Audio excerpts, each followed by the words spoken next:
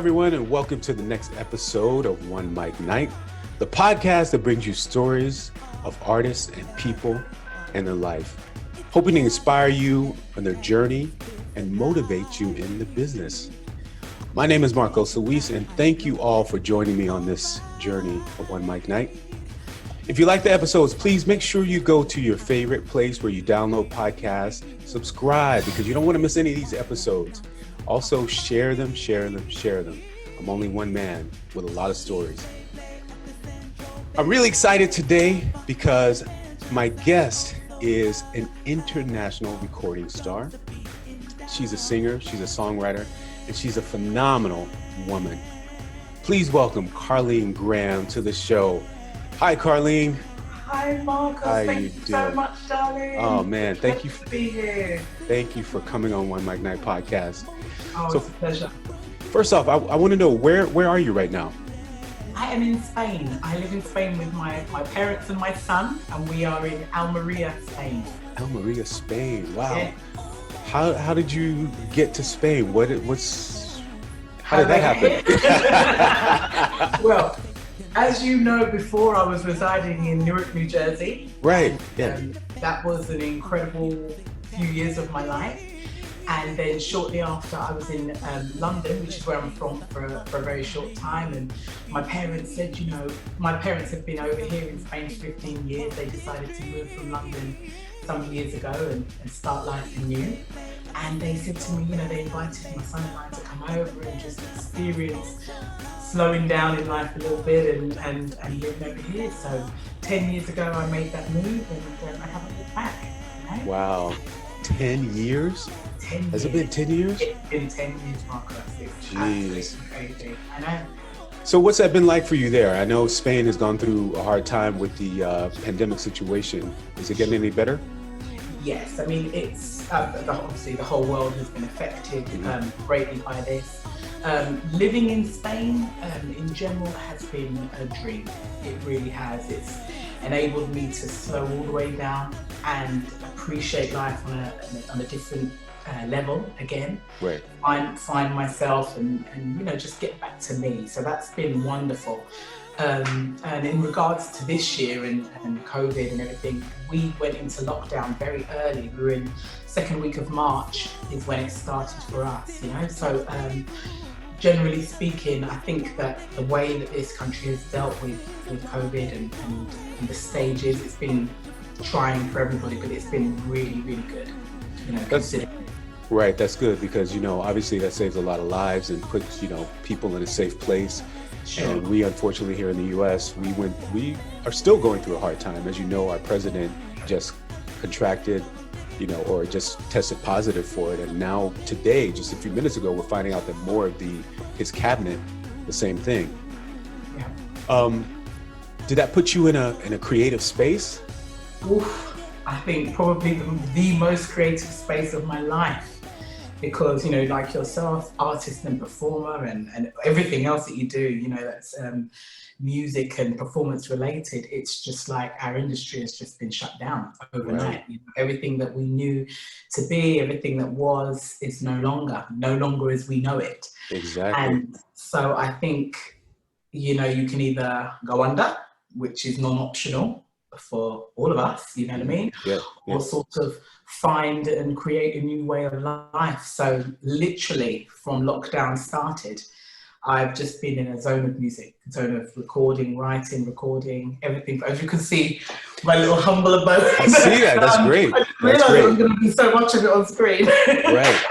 But, and for those of you who are listening and can't see the video, you make sure you go to the YouTube and watch this video too, but she's got a whole studio full of stuff behind her. So she's definitely in the creative mode. Yeah, it's just, it's honestly speaking, it's our gig year. And I say our, my father and I, we performed together and have been for some years. And we're let's take it back. So how did this musical journey begin? Did you start out doing music when you were young? Yes. Oh my goodness. My first memory of music was crawling down we've always had a music room. I mean, this is literally just a room with our gig gear in it. And Wow. we make do with what we have. Yeah, that's what we do. Sure. And so as long as I can remember, we've always had a music room in the house, and I was about 2-3 years old, crawling backwards down the stairs to get to this vibe. And this vibe, all I knew was the way it felt, and it was my dad playing the bass. He's a bass player. And I used to crawl under the chair and fall asleep as a youngster. So I've always been around music, and it's always been like a default setting for me. But when I was in my teens, when I was 14, I was my dad's first student. He was teaching music technology, and I learned my MIDI basics and production and did my course and passed. And he went off, I think that year, 95 it was, to Kenya for a few weeks to do some shows. And I just went into a creative mode. And when he came back, I had sort of half an album there. And that was the first time I'd really delved into this whole music thing and liked it, you know? Wow, yeah. And then singing and everything else proceeded from in school, little talent shows and, you know, just gaining confidence along the way. But I knew definitely by 16, 17, that was my way. Did you have any formal training in school, or was it something like some people I feel are really natural, you know, just born singers? Like you can do it. You have no formal training behind you. Was that something for you, or did you have instruction too? Yeah, at the time, yeah, when I started singing and when I doubted myself incredibly, I didn't think I had what it, you know, takes, but I knew I loved music. And that was embedded in me. You know, like my first memories of music were Michael Jackson, Bad, Luther Vandross, Any Love album, and Tina and George Michael, and all these sounds and feelings. They invoked so many different energies in me. So whether or not I had it at a young age, I have no idea. But I didn't have any training or anything like that regarding vocals. When I went to college and did performing arts, you know, we had our dance teachers and our music teachers, but the want to do it definitely came from a much earlier age, you know. Interesting, because I think we all want to do it. Now, if I could change hats here, I think I'd probably want to be a singer more than I am an actor. I mean, I've been in musicals. Yeah, I've been in musicals. You know, singing is just not my forte. Everyone else in my family are singers. Wow. I'm just not that one. I'm an actor. You're an actor. Yeah. Right. So that's interesting. Did you ever do musicals? Like, was there ever? Oh, yeah, I love. I mean, at school, we I remember one opportunity we had. My course year and I was to write a musical, and so we came up with one called Sweets for My Sweets, and it just touched on teenage life and all the peer and social issues and stuff like that. And it was a great musical, and I think for all of us, it definitely showed ourselves that we were able, and that was our way. Musical theatre is something that I love and adore. Right. It's just a magic zone, isn't it? Right. It is. Whether you're watching it in the movie, I think The Wiz was my first. Oh my goodness, that just carved my life. You know, it's funny you say that, because before I moved to New York. I lived in Chicago. Before that, I lived in the Pennsylvania area. Okay. The Wiz is very specific to New York. And it wasn't until I moved to New York that I even understood exactly what the Wiz is. Because the Wiz has so many nuances of New York City that when you move here or you visit New York, you understand it completely. Right?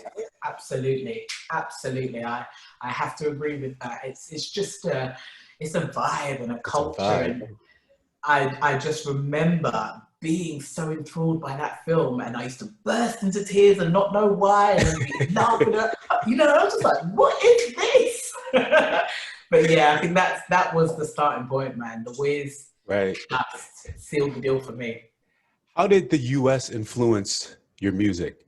I mean, we all have a perspective of what, you know, Europe is from the American point, but how was it being from the UK or being overseas? Did the US influence your music?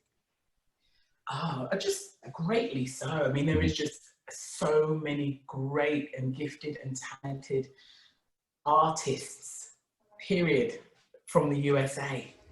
And obviously so many, you know, bigger artists back in the day. I mean, I'm going from childhood now all the way through. There's always been such a great influx of American influence on radio, television, movies. Everything was American, you know, or almost everything was American. So yeah, in terms of like standards and quality and how do I say, Who are some epic and stuff, you know, it just paid certain sounds, like the greatest sounds I was hearing as a youngster were coming from US artists. So it definitely directly influenced me, whether I realized it or not. You know, it's just a standard and a quality wow. through life, I believe. Yeah, definitely.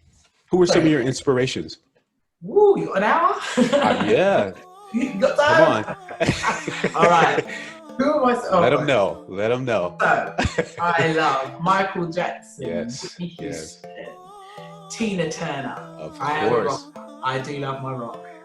Janis Joplin, George Michael, Fleetwood Mac, specifically Stevie Nicks. Yes. Alana Miles, Cher, Cyndi Lauper,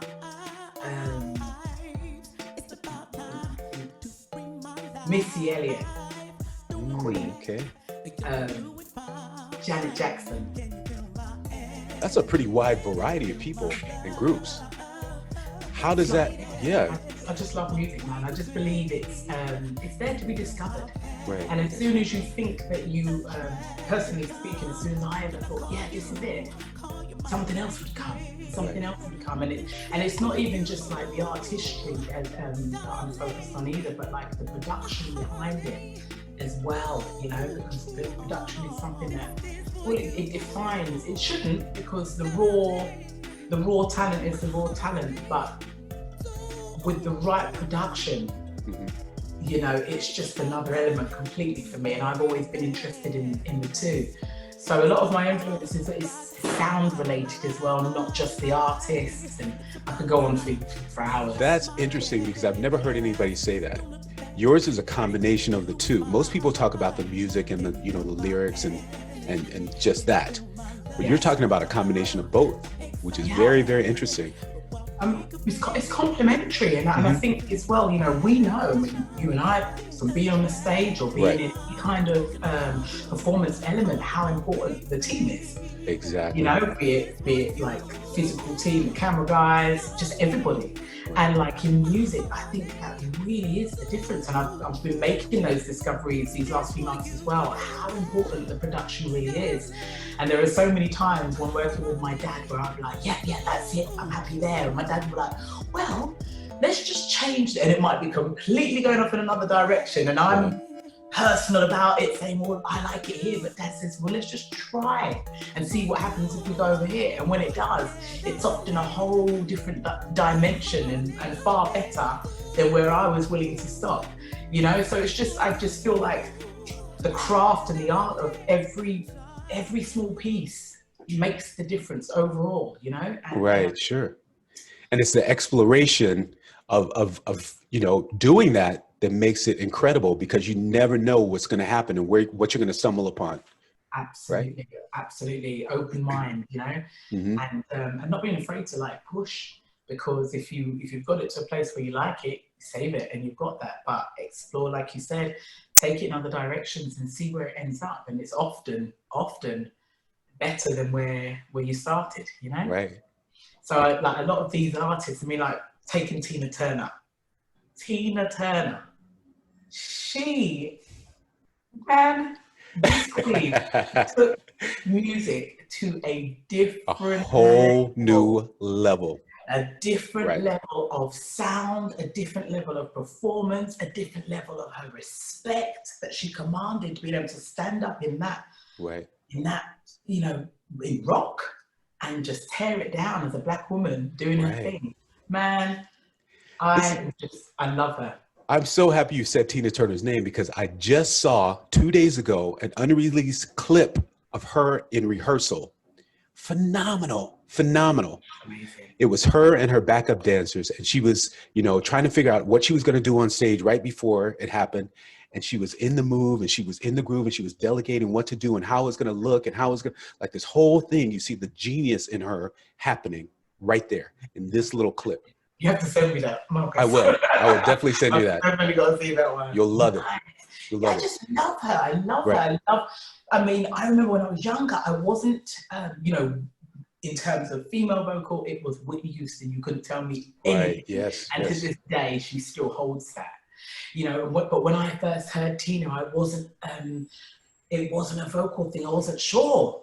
about her vocals when I was young. I wasn't sure how her vocals and everything made me feel. I just knew I loved her energy. Right. And my mum bought tickets to go and see her. It was at Wembley Stadium, maybe 96, and I remember being really quite on the team, man. I was just like, and I went there, and from the first lights came on to the end of the show, I went on a musical journey that I've never experienced since in my life.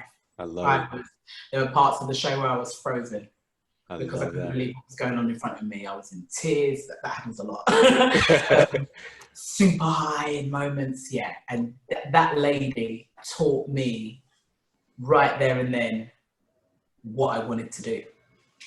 Wow. That show, yeah, that concert, that was just like, this is undeniable energy, you know, and I realized that the power of music in that moment as well. I realized the power and force of music in that moment to just have everybody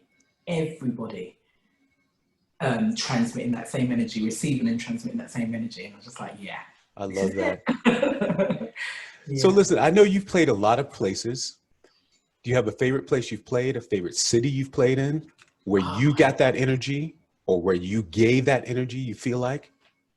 I mean, there's been so many different places. I'll break it up.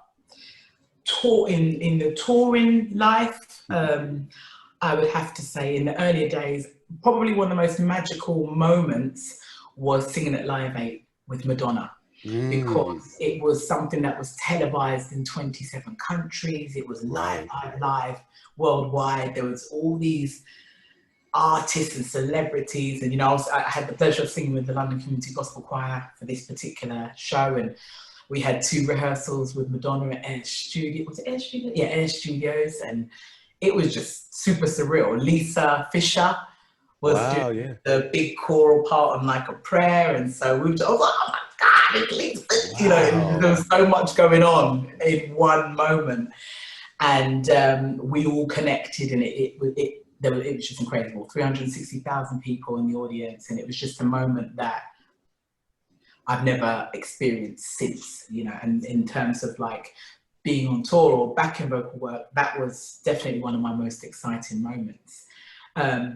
Me personally, I would probably say 2001. Well, I remember when I was about 16 and I started just going to loads of open mic nights and karaoke and just getting into performing in public. And I had performed at a little place in London, I think it was called Jamaica Blue, and I had met the secretary of one of the UK MPs. The MP's name is Diane Abbott. And her secretary, Deborah Vaughan, was at this open mic night. She said, there's something that I think I would like to invite you to sing at. Can I take your details and we'll be in touch? I said, all right, cool, fine. And then she contacted me and she said, can you come and sing at the House of Commons?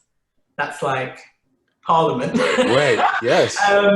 In the chambers for Diane Abbott's Black Women Mean Business Convention. She was hosting these conventions, and a lot of the women that we know now that are like hosting shows and top authors and these kind of people now used to go to these meetings. She used to have people over from the US and people over from different parts of Europe, all different elements, but Black women, so they could come and share their experiences. And they asked me to come and sing a cappella at this event.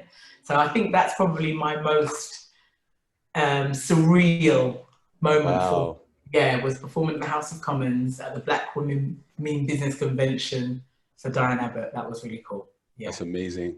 Thank you. It's a really nice experience. I was very, very blessed to have been invited, and yeah.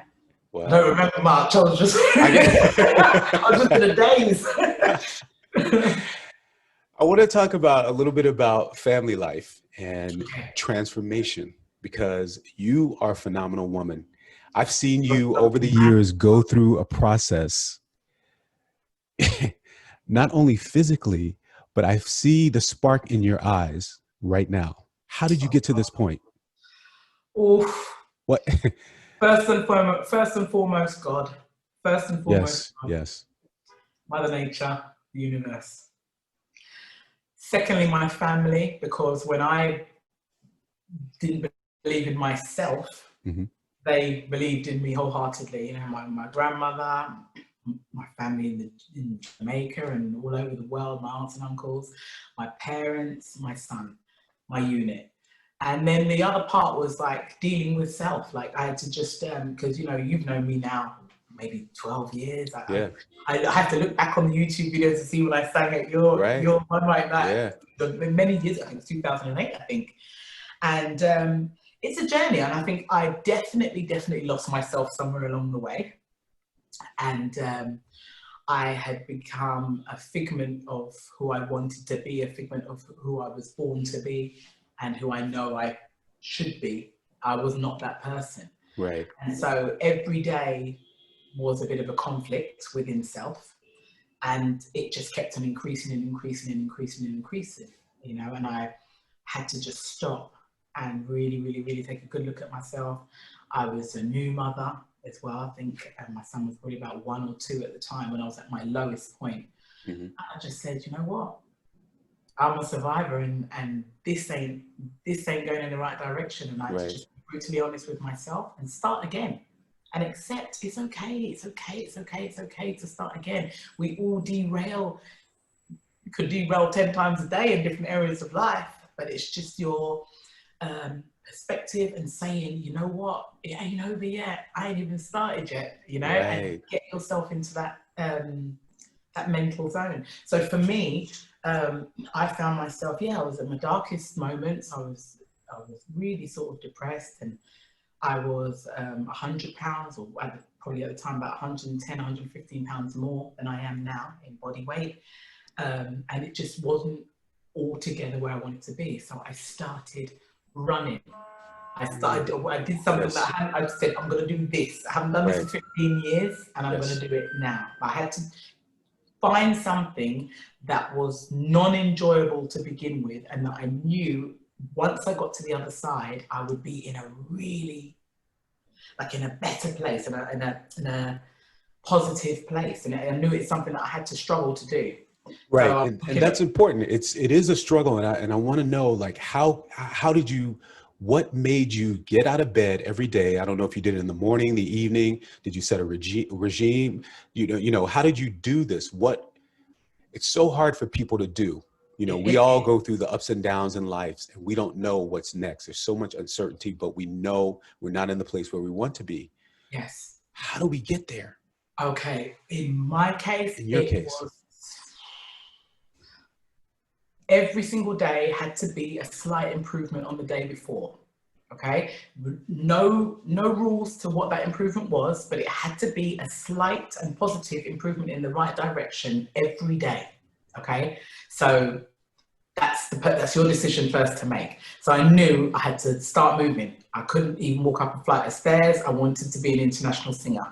The two weren't matching. So how was I going to do this? So I said, I'm going to start running. And thankfully, where we live, there's a lot of space and lots of nature, and that's a blessing, because I'm a nature baby. I need to be in that environment. Mm-hmm.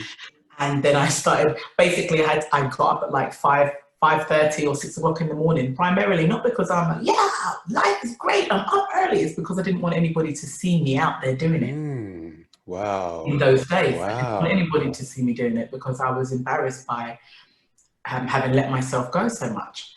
So I used to train early in the morning because there's nobody out there. Right. Yes. That's how it started. Makes sense. And I just thought the first time I would just see how far I could go first. I hadn't run for 15 years.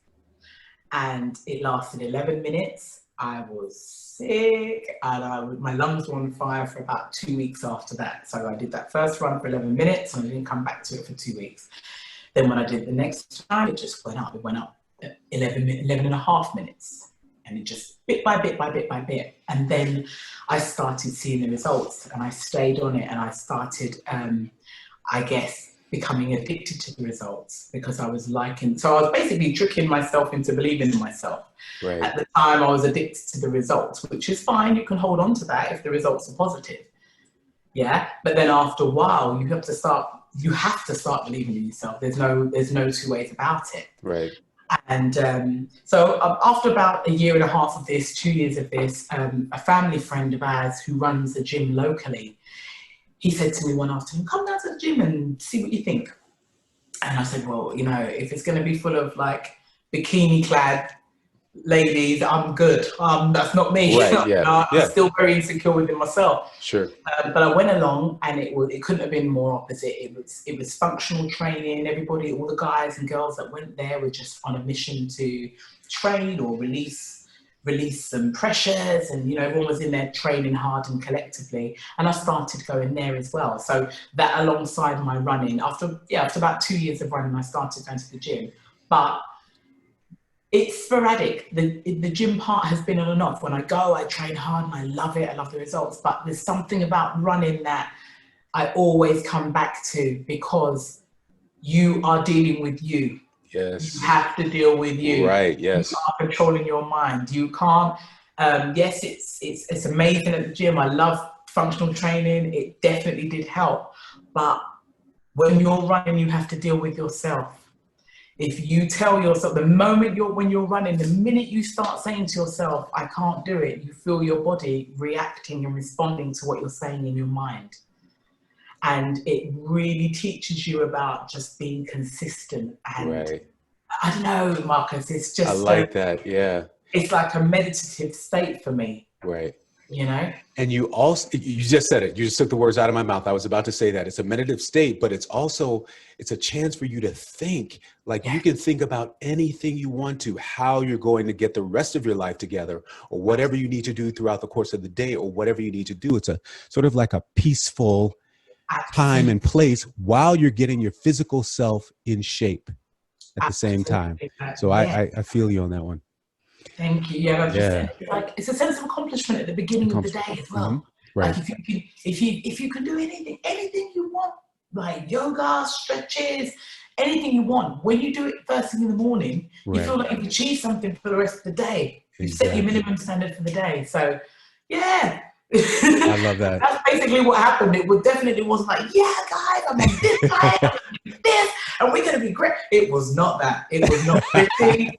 I sweat buckets, all of it, man. But it was necessary, and I feel so good for it now. And I think when we came out of quarantine as well, you know, all the public establishments were closed down. Right. So the government over here said you could have an hour in the morning or an hour in the evening between set times to exercise. And that is literally where it started again for me. After us having been in quarantine with no freedom and no option to move, it made me again appreciate life on another level. So I'm going to start this thing up now and keep this going, because a lot of people are responding as well. And, you know, it's it's encouraging to see people inspired by it. Exactly. And once again, out of the quarantine came your new project, right? Yes. Which is called Love Code. This one is called Love Code, but I've actually released 3 albums in quarantine. Wow. 3 albums. All right. Let's talk about it. Because I've been enjoying Love Code. Yeah? I can't even tell you just one track after the next. Like, it's one you listen through all from track number 1 to the end. That means so much, Marcus, coming from you. There's a groove, there's a dance, there's one that just caresses your mind and soul. It has everything. Thank you so much. I have new favorites. Yeah. Oh man. Yep. Out of Control. I think that's number 1. Nice. Music Rendezvous. I'm on it. Nice. Yeah. Thank you so much, darling. So tell us a little bit about them. You know. Okay. I'm going to be brief because I think it's the combination of not having seen you for so long. Podcast, Carlene, we've listened. Okay. So first album, lockdown started mid-March for us. I had released a couple of singles in 2017 with the intention of getting an album together. That didn't happen at the time because I landed a tour and went off for 2.5 years. So I decided to take those tracks, include a few new ones that I'd done, I'd made the beats to, but I'd never put voice to them, vocals to them or anything like that. And that first album was released on the 10th of April, and it was called Online. And it comprises of 2 songs that I had previously recorded with my band that I used to be in. but we had added some vocals and did some new production and mastering, some new songs, and put them all together, and that album performed online. The second album, Quarantine Edition, came out on the 12th of June. And that came from a project I started several years ago where I just decided to start creating some beats to see if I was any good at it. And my plan was to become a millionaire selling my beats online. Brilliant. I love this. I love this. You know me, Marcus. But you know what? My little brother's doing the same thing right now, making his own beats. I use some of his music on the podcast. But go ahead. Nice. Yeah, it's amazing.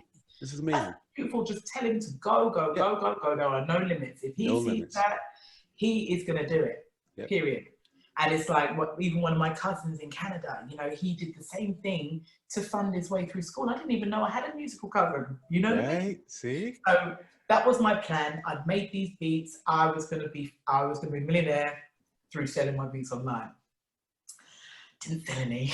I had all the files. And I decided to make an album. I said, right, this is the new way of life. It's deferred gratification. You can't put out an album on a Monday and expect to see massive proceeds by the Friday. You can keep putting out music and promoting it in hopes that people will enjoy it. And so the second one, I decided to use the best of those beats, write to them, put the album together. And Dad, my father's name is Errol Ross, and he produced an album in the 80s called The Selector. Well, the group was called The Selector, and the album was called Too Much Pressure. Wow. And it was the first of its kind. It was like the Jamaican sound in the UK, ska music. It's one of the most predominant and remembered albums in ska, and he achieved his gold and silver for his production on that album. Wow. And so shout out to Dad. Yeah, shout out to Dad, man. El Ross, he's amazing. He really is amazing. And so I said, Dad, I want to do this thing. I want these beats to sound like a live band. I want to tap into all the vibes and energies that like we enjoy. Old school, new. He's old school and I'm new school, and we're like a combination of the two. And that's really like, it was like going back to that production that I had learned when I was 14 and just reapplying it. So I was like getting more into like sound engineering, and Dad would tell me certain things and I'd be getting on with it, and then we'd be talking and discussing it and put that album out, and it was nice. I was really happy with that. The next project released on my birthday. I'd written this song called Hurt before and put a vibe to it, and it kind of came out as like a little Carib vibe. I said, Dad, we need your vocals on this. So that went out on it was like my birthday song, Hurt Before, and that's my dad and I on it together. And then the next release came out on the 7th of August, a single called Sunshine, which I actually wrote when I was living in Newark, New Jersey. I was doing the same thing, but I was at the time it was MySpace, and I had connected with this producer on MySpace. My microphone was on top of a shoebox, and I'd record when my baby was asleep. I'd record newborn crying every 15 minutes. It was brilliant. I reconnected with Love Sound. He's a French producer, and I said, would you like to do this again and give it the real deal with the production and put it out there? So he was up for that. So we formed a team, him, Dad and I. And then the latest release here was Love Code. And the history behind that wasn't the album that was going to be coming out that came out on the 4th of September, Love Code. It was going to be another album that's going to come later, but that project basically just went into halt. I know that COVID affected and the lockdown affected everybody in different ways. So it was a very non-fresh. I understood it when people couldn't, deliver on time or whatnot. I completely get that. Right. So I just said, right, I've got 27 days to write an album because I want it out on the 4th. It was actually supposed to have been the 28th of August, but 4th of September, 1 week later. So I connected with two people that I connected with before throughout the life. And one was Patrick. His production name is Hot Money Productions, and he's London based. And I was my dad's first student in 1995 to learn my MIDI basics, production, sound engineering. And then my dad hooked up formally with what was it, like a big project they were doing in the UK, and they were looking for trainers, and my dad was involved in teaching music technology. And Patrick, Hot Money, was my dad's first student. What? Used to come to my house for lessons with my father. I only used to see him, like, you know, when my dad had lessons at home, right. Mum and I would scuffle up into the kitchen and be quiet. That's crazy. Yeah. So he and I are my dad's first students of music technology. These beats off of this Love Code album, it's just when incredible. Yeah, he said, check out my stuff. I said, Pat, you're crazy. I'm ready to do this. So wrote and recorded all the album in 27 days here at home. I love that. And, where does the music come from for you? What inspires you to write your songs? I mean, because I know there's a variety of different songs on Love Code, but where does that all come from? Yeah. Purely life. I mean, I've got this folder. I don't know if you can see it. But I went into this zone of writing in 2000. Well, it started in 2013, but I really got into it. And I've got all these, I don't know if you can see it. I've got all these. Oh my gosh. All of these, yeah. The ones in plastic are whole albums that are to be done. But I've got all of these. There's 97 songs here. I just got into it. So at the time, I couldn't do everything at once. I just wrote them, put them away. And so I pull from there quite often. Like I'll hear the song and I know roughly what I want to do with it, but maybe something doesn't come straight away, and I'll go to that folder and I'll see, even if it's just a line or a paragraph, which triggers off the whole song in some cases. But experience for me and my inspiration is always life. It's always life and things that I see every day and people that inspire me and something that I might just be thinking about when I'm running, or, you know, it's always life. Right. Because I love it. It's the true essence of who we are. You know what I mean? Exactly. What do you see for the future of music? What do you see for your future? I see no fear anymore. And beautiful. I want to do this all the time. Like, I love live performance is where my whole heart is. That's why I know I can touch people and interact with people, and we will always have a vibe, whatever it could be. A wedding, it could be a birthday, it could be a concert hall. Live performance is my whole heart and soul. But music and production and being able to record in this way from a very comfortable place and pushing yourself. Like I knew, you know, when you know you've got 27 days to create something, and it has to be something decent, something that can be absorbed by many different people, like to incorporate as many different feelings and styles as possible within that general, you know, like say if R&B is the vibe, I want to create as many, like you were saying about Out of Control. I'm so glad you chose those songs. My baby, you know me, man. I'm like, you went straight to the stars. I love it. Listen. You know? And they're completely different vibes. Yeah, they are. They are. As well. And that's what's incredible about you, is because you are so many different things, and you are one powerful and phenomenal woman. And I love the transformation, and you've inspired so many people along the way. Thank you so much. I feel the same way about you. You've been doing this, Marcus. How I met you. Yes, absolutely. You've been doing this. You've inspired so many people on your journey, and how I met you, you was doing it. Your whole ethos is for people to get together and share talents and share gifts and vibes, and that's the bass player, that's the singer, I'm going to connect there. Community connection. You're just amazing. Thank you. You're amazing, and so blessings to you too, and like alongside that, you've kept your performance level and art to the highest that it can be, always. You do great things, and that's why you're it's coming on you tenfold, because you put so much good out into the world, Marcus. You know what I mean? Well, I thank you for the kind words, and I appreciate it. But you, everybody, first of all, I want to thank you for taking the time out, because I know we're in different time zones. So thank you so much for coming on OneMicNite podcast. Please tell everybody how we can find you on social media and how we can get in touch.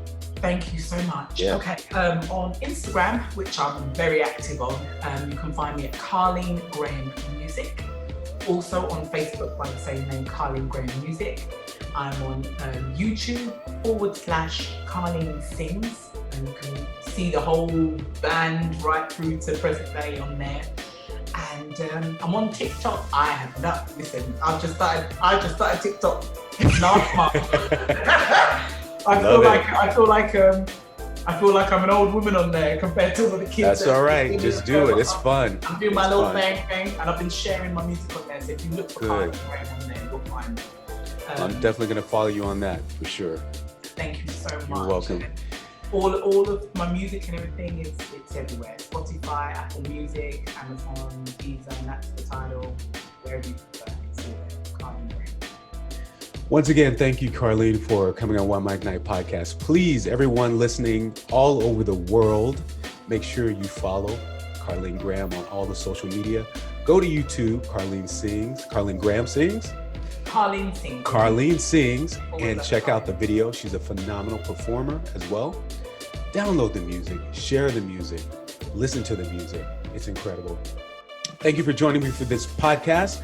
You can follow us at OneMicNite. OneMicNite is spelled OneMicNite. And you can follow me at Marcos Luis Everything, MarcosLuis. Go to the .com. You'll see all the links there. Please make sure you subscribe, leave comments, and share these episodes. I thank you all for joining me. Peace. We're out.